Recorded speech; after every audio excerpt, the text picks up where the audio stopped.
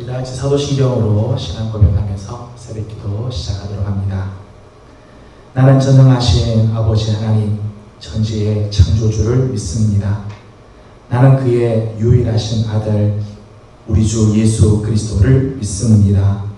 그는 성령으로 잉태되어 동정녀 마리아에게서 나시고 본디오 빌라도에게 고난을 받아 십자가에 못 박혀 죽으시고 장사된 지 사흘 만에 죽은 자 가운데서 다시 살아나셨으며 하늘에 오르시어 전능하신 아버지 하나님 우편에 앉아 계시다가 거기로부터 살아있는 자와 죽은 자를 심판하러 오십니다. 나는 성령을 믿으며 거룩한 공교회와 성도의 교제와 죄를 용서받는 것과 몸의 부활과 영생을 믿습니다. 아멘. 오늘 아침 우리에게 주신 하나님의 말씀은 에스겔 31장 1절에서 18절까지 말씀입니다. 에스겔 31장 1절에서 18절 말씀 중에서 1절에서 14절까지 제가 봉독해 드리겠습니다. 에스겔 31장 1절입니다. 11째 해 셋째 달 초 하루에 여호와의 말씀이 내게 임하여 이르시되 인자야 너는 애굽의 바로 왕과 그 무리에게 이르기를 내 큰 위엄을 누구에게 비하야 볼지어다 아수르 사람은 가지가 아름답고 그늘은 숲의 그늘 같으며 키가 크고 꼭대기가 구름에 닿은 레바논 백향목이었느니라. 물들이 그것을 기르며 깊은 물이 그것을 자라게 하며 강들이 그 심어진 곳을 둘러 흐르며 뚝의 물이 들의 모든 나무에게까지 미치며 그 나무가 물이 많으므로 키가 들의 모든 나무보다 크며 굵은 가지가 번성하며 가는 가지가 길게 뻗어 나갔고 공중의 모든 새가 그 큰 가지에 깃들이며 들의 모든 짐승이 그 가는 가지 밑에 새끼를 낳으며 모든 큰 나라가 그 그늘 아래에 거주하였느니라. 그 뿌리가 큰 물가에 있으므로 그 나무가 크고 가지가 길어 모양이 아름다우매 하나님의 동산의 백향목이 능히 그를 가리지 못하며 잣나무가 그 굵은 가지만 못하며 단풍나무가 그 가는 가지만 못하며 하나님의 동산의 모든 나무도 그 아름다운 모양과 같지 못하였도다. 내가 그 가지를 많게 하여 모양이 아름답게 하였더니 하나님의 동산 에덴에 있는 모든 나무가 다 시기하였느니라.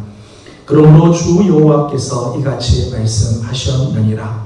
그의 키가 크고 꼭대기가 구름에 닿아서 높이 솟아났으므로 마음이 교만하였은즉 내가 여러 나라의 능한 자의 손에 넘겨줄지라. 그가 임의로 대우할 것은 내가 그의 악으로 말미암아 쫓아내었음이라. 여러 나라의 포악한 다른 민족이 그를 찍어버렸으므로 그 가는 가지가 산과 모든 골짜기에 떨어졌고 그 굵은 가지가 그 땅 모든 물가에 꺾여졌으며 세상 모든 백성이 그를 버리고 그 그늘 아래에서 떠나매 공중의 모든 새가 그 넘어진 나무에 거주하며 들의 모든 짐승이 그 가지에 있으리니 이는 물가에 있는 모든 나무는 키가 크다고 교만하지 못하게 하며 그 꼭대기가 구름에 닿지 못하게 하며 또 물을 마시는 모든 나무가 스스로 높아 서지 못하게 함이니 그들을 다 죽음에 넘겨주어 사람들 가운데에서 구덩이로 내려가는 자와 함께 지하로 내려가게 하였음이라. 아멘. 오늘 아침도 주님의 은혜를 사모하는 우리 모든 성도들 가운데 하나님의 크신 은혜와 사랑이 함께 하시며 오늘 맞이하는 하루가 우리 하나님께서 주시는 거룩한 은혜로 풍성한 복된 한 달이 되기를 주님의 이름으로 축복합니다. 오늘 우리가 함께 읽은 본문 말씀은 애굽의 멸망에 대한 7개의 예언의 말씀 중에 5번째 예언의 말씀, 또 경고의 말씀입니다. 특별히 오늘 우리가 함께 읽은 본문은 아수르의 번영과 몰락의 과정을 상기시키므로 애굽으로 하여금 자신들의 패망을 예견하도록 하는 본문입니다.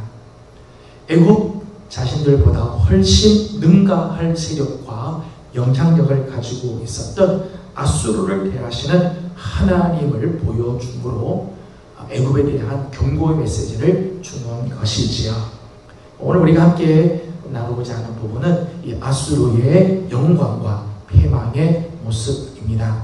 먼저 아수르의 영광의 모습이 3절에서부터 9절까지 소개가 되어 있죠. 특별히 3절의 말씀을 보면 이렇게 말씀을 합니다. 볼지어다 아수르 사람은 가지가 아름답고 그늘은 숲의 그늘 같으며 키가 크고 꼭대기가 구름에 닿은 레바논 백향목이었느니라 말씀합니다. 3절 말씀에 의하면 아수르는 레바논의 백향목과 같은 존재다 말씀하면서 가지가 아름답고 그 그늘은 숲의 그늘 같으며 키가 크고 꼭대기가 구름에 닿을 정도였다는 것입니다. 6절에 있는 말씀을 보게 되면 공중의 모든 새가 그 큰 가지에 깃들이며 들의 모든 짐승이 그 가는 가지 밑에 새끼를 낳으며 모든 큰 나라가 그 그늘 아래에 거주하였느니라 소개합니다. 하늘의 새와 땅의 짐승들이 그 백향목, 이 레바논의 백향목 같은 아수르의 그늘 아래에 안식처를 구하고 또 모든 큰 나라가 그 그늘 아래에 거주할 정도였다는 것입니다. 8절에 있는 말씀을 보게 되면 8절 말씀은 이 아수르의 성장과 아수르의 아름다움이 세상의 그 어느 것과도 비교도 할 수 없을 만큼 아름다움과 성장이 있었다고 소개를 합니다. 8절 말씀 이렇게 소개를 하죠. 하나님의 동산의 백향목이 능히 그를 가리지 못하며 잣나무가 그 굵은 가지만 못하며 단풍나무가 그 가는 가지만 못하며 하나님의 동산의 어떤 나무도 그 아름다운 모양과 같지 못하였도다. 아멘. 세상의 그 어떤 나라, 심지어는 하나님의 동산의 어떤 나라도 그 아름다운 모양과 같지 못할 정도로 정말 아름다움과 또 정말 귀한 성장이 그에게 있었다는 것입니다. 그래서 9절 마지막 부분을 보니까 하나님의 동산 에덴에 있는 모든 나무가 다 시기하였느니라. 하나님의 동산 에덴에 있는 모든 나무가 시기할 정도로 성장하고 아름다움을 갖는 나라였다는 것입니다. 이 아수르의 성장과 아름다움의 비결이 뭘까? 이 레바논의 백향목 같은 이 아수르의 성장과 이 아름다움의 그 비결은 요 4절, 5절, 10절 말씀을 보게 되면 이렇게 말씀을 합니다. 4절 말씀을 제가 읽겠습니다. 물들이 그것을 기르며 깊은 물이 그것을 자라게 하며 강들이 그 심어진 곳을 둘러 흐르며 뚝의 물이 들의 모든 나무에까지 미치네. 여기 말씀 4절, 5절, 10절 말씀을 보게 되면 이 백향목 같은 아수르가 성장하고 아름다움을 갖게 된 이유는 풍부한 물들과 깊은 물이 그것을 기르고 자라게 했기 때문이라는 거예요. 아수르의 번영, 아수르의 이 영광, 아수르의 이 아름다움은 사실은 하나님께서 저들에게 주신 것으로 인한 것이라는 거죠. 하나님께서 저들을 자라게 하고 하나님께서 저들의 가지가 많게 하며 하나님께서 저들을 아름답게 하심으로 가능한 것이 맞다는 것입니다. 그래서 9절 말씀 처음 시작을 이렇게 시작을 하죠.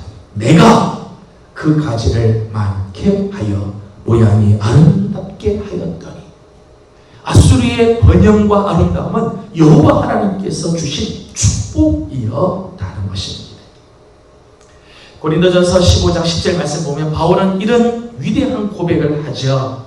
내가 나 된 것은 다 하나님의 은혜로라. 하나님이 주신 은혜가 아니면 오늘 우리가 이런 모습이 있을 수 없다는 거죠. 아수르가 그렇다는 거예요. 아수르가 번영하고 번성하며 아름답게 형통의 길을 걸은 건 다 여호와 하나님께서 주신 아름다운 물들, 하나님 주신 귀한 은혜 때문에 되어진 것이라는 것입니다. 그런데 10절 말씀을 보게 되면 아수르의 안타까운 모습이 한 가지 나옵니다. 10절 말씀 이렇게 기록합니다. 그러므로 주 여호와께서 이같이 말씀하셨느니라. 그의 키가 크고 꼭대기가 구름에 닿아서 높이 솟아났으므로 마음이 교만하였은지. 아수르를 하나님께서 크게 하시고 또 아름답게 하신 것을 아수르가 망각해버렸어요. 자기 스스로가 이렇게 성장하고 귀하게 자란 거라고 착각을 했다는 거예요. 그래서 말씀 보니까 그 마음이 교만하여졌다 말씀합니다. 여러분, 하나님께서 주신 축복을 은혜로 아는 자는요 교만하지 않습니다. 이런 사람은 자기를 스스로를 높이지 않아요. 하나님께서 주신 그 축복을 은혜로 아는 사람은 늘 감사하며 하나님 앞에 늘 겸손하지요. 그런데 이것을 망각하면 교만해지는 거예요. 교만의 근원이 바로 여기에 있죠. 하나님의 축복을 망각하고 하나님이 베풀어 주신 은혜를 잊어버리고 자기 스스로가 높아진 줄로 착각할 때 교만하게 되는 겁니다. 여러분, 교만은 잘 되고 있을 때 나를 파고 들어오는 유혹이죠. 번성하고 형통한 뒤에 따라오는 무서운 유혹입니다. 여러분, 우리가 잘 되는 것 귀한 일이죠. 번성하고 형통하는 것 참 복된 일입니다. 하지만 이때가 사실은 가장 위험할 때이며 이때를 우리는 가장 조심해야 할 때입니다. 왠가 하면 그때 우리는 교만해지기 쉽기 때문입니다. 가끔 우리 인생을 돌아보면 우리 인생에 브레이크가 작동할 때가 있습니다. 원하는 대로 잘 가는 것 같다가 갑자기 브레이크가 작동이 돼서 멈춰지는 것 같은 때가 있죠. 근데 저는 가만히 생각해 보면 인생의 브레이크가 작동할 때가 오히려 감사할 때, 이게 브레이크가 작동하지 않고 계속 잘 되면 사람은 자기도 알지 못하는 사이에 교만해지고 하나님을 잊어버리고 하나님께서 주신 은총을 망각할 때가 있다는 것. 때로는 우리 인생에 브레이크가 작동해야 돼요. 그리고 그때를 감사히 여길 줄 알아야 되지요. 아수르는 하나님께서 그들로 하여금 성장하게 하고 번성하게 하고 번영케 하며 형통케 하고 아름다운 축복을 주시니까 그게 교만해지는 거예요. 여러분, 교만을 이기는 비결은 자기 자신이 질그릇 같은 존재임을 늘 확인하는 거예요. 내가 얼마나 연약한 존재인가, 내가 얼마나 하나님 앞에서 연약한 자인가를 깨닫는 것, 확인하는 것, 그것이 바로 교만을 이기는 비결이 되는 거죠. 이런 아수르의 교만의 끝, 그 교만의 결과는 패망이었습니다. 하나님의 심판이 임하였다는 것입니다. 11절에서부터 14절까지 말씀을 보면 교만한 이 아수르를 하나님이 그냥 내버려 두시지 않으시죠. 11절에 있는 말씀을 보게 되면 11절의 마지막에 이렇게 있습니다. 내가 그의 악으로 말미암아 쫓아내었으며, 하나님이 쫓아내셨다. 12절 말씀을 보니까 여러 나라의 포악한 다른 민족이 그를 찍어버렸으므로 그 가는 가지가 산과 모든 골짜기에 떨어졌고 그 굵은 가지가 그 땅 모든 물가에서 꺾여졌으며 세상 모든 사람이 그를 버리고 그 그늘 아래에서 떠나매. 여기 말씀 보니까 이 다른 민족이, 이 여러 나라의 포악한 다른 민족이 그를 찍어버림으로 말미암아 모든 골짜기에서 떨어지고 그 굵은 가지는 꺾여지고 세상 모든 백성들이 그를 버리고 다 그늘 아래에서부터 떠나버렸다. 그 표현이 나와요. 떨어지고 꺾이고 사람들이 버리고 떠나버렸다. 14절의 말씀을 보이려면 14절 마지막을 보니까 이렇게 씁니다. 그들을 다 죽음에 넘겨주어 사람들 가운데에서 구덩이로 내려가는 자와 함께 지하로 내려가게 하였으니 죽음에 넘겨져서 저 지하, 저 땅 밑으로 내려가게 하였다는 것입니다. 여러분, 하나님은 교만한 자를 절대로 간과하지 않으십니다.